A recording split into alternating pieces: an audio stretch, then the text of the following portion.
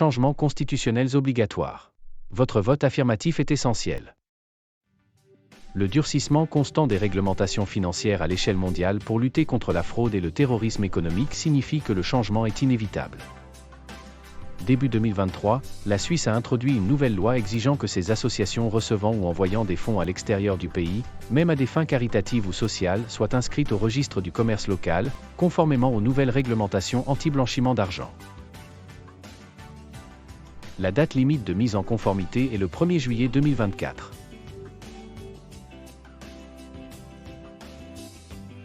En juin 2023, Wiseman International a soumis ses documents au registre du commerce de Genève, y compris notre constitution internationale, comme exigé. Notre soumission a été rejetée. Le registre du commerce et un cabinet d'avocats local engagé par la suite ont identifié plusieurs problèmes clés dans notre constitution internationale expliquant le refus. Manque de clarté concernant les structures de gouvernance. Les associations suisses ont besoin d'un conseil d'administration ou d'un comité et d'une assemblée générale ou d'un organe législatif comparable et facilement identifiable. Informations insuffisantes et incomplètes sur les ressources financières du Wiseman International. Sans aucune disposition relative aux dons volontaires ou aux subventions publiques. Aucune disposition relative aux audits externes légaux des comptes. Ceci est nécessaire. Conditions d'adhésion et de résiliation mal définies ou peu claires. Les critères d'admission et de révocation des membres doivent être stipulés dans les statuts de l'association conformément aux normes suisses. Défaut d'inclusion des méthodes de règlement des griefs. Les mécanismes d'arbitrage interne et de résolution des conflits doivent être définis dans les articles constitutionnels. Lignes directrices et articles contenus dans un seul document. Traditionnellement, en Suisse et en général, les lignes directrices sont rédigées et conservées dans un document séparé. Aucun dirigeant résidant en Suisse n'est défini comme représentant légal de l'association avec des droits de signature. Il s'agit d'une nouvelle règle introduite avec la mise à jour des lois anti-blanchiment d'argent.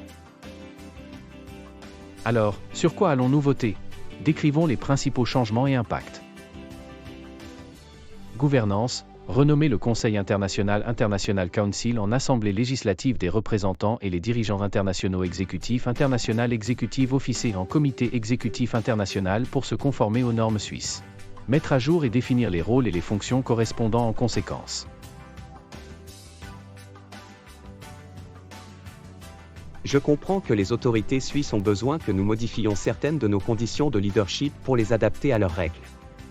Avant de voter, je veux être sûr que cela n'aura pas d'impact sur notre mouvement ou notre management. Je comprends tout à fait. J'ai parcouru les documents et je suis rassuré qu'aucun des changements ne menace la tradition et l'esprit du Wiseman International. Alors, qu'est-ce qui va changer exactement en termes de leadership? Eh bien, je suis heureux de constater une séparation claire des pouvoirs entre les membres du Conseil international et les dirigeants internationaux. Le président international n'aura plus la voix prépondérante en cas d'égalité. La motion sera plutôt rejetée. Une nouvelle règle stipulant que les dirigeants internationaux doivent provenir de différentes zones, AREA, contribuera à garantir un leadership représentatif. Qu'en est-il de la composition du Conseil international?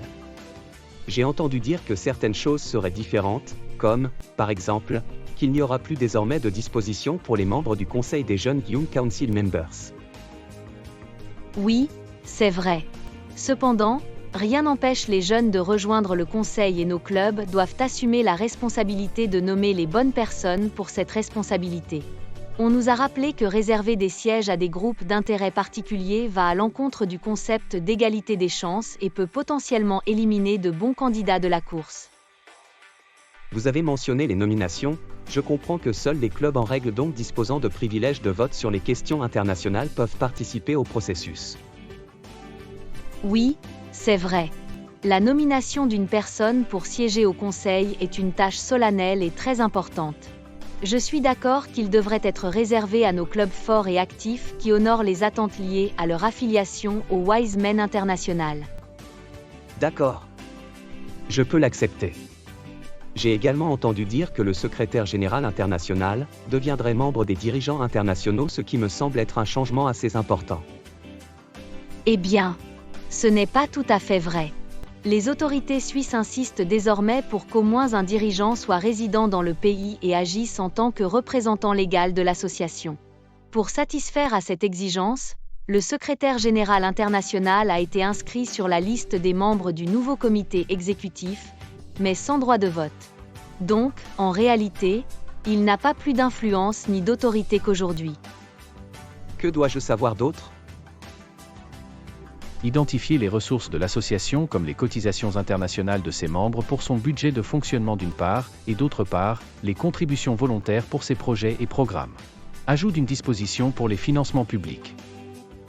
Il est désormais clairement indiqué que les cotisations internationales payables par les clubs constituent le budget de fonctionnement du Wise Men International. Les contributions aux programmes et aux projets ont été ajoutées comme source de revenus reconnus. Il existe également désormais une disposition visant à inclure les financements publics. Et quoi d'autre ? Stipuler les conditions d'adhésion. Selon moi, cela est particulièrement pertinent au niveau des clubs. Oui, bien sûr. Mais si vous lisez la Constitution amendée, vous verrez que rien n'a changé. Encore une fois, nous devions nous assurer que notre Constitution respecte le droit suisse des associations. Ainsi, certaines lignes directrices ont été converties en articles. Certaines règles et pratiques ont été importées d'autres documents, comme le certificat de charte d'un club. D'accord. Je commence à comprendre la situation et il semble que ce grand vote ne soit plus aussi intimidant. Merci. Rien d'autre ? Décrire les processus de traitement des griefs. La Constitution comporte désormais un article indiquant les forums et étapes de résolution des conflits. Demandée par les autorités suisses, cette mesure profite aux clubs en apportant clarté et structure en cas de survenance de désaccords ou de division. Assurez-vous de lire les documents d'information fournis pour être pleinement informé. Soyez un électeur éduqué. D'autres points incluent des éléments tels que l'ajout d'un nouvel article sur les biens immobiliers relatifs à la propriété de biens immobiliers et la suppression de l'article actuel sur les bureaux qui a été jugé non pertinent. Je suis ravi de faire partie de cet important processus et d'ajouter ma voix pour aider le Wise Men International à continuer en toute sécurité et avec force dans son 2e siècle.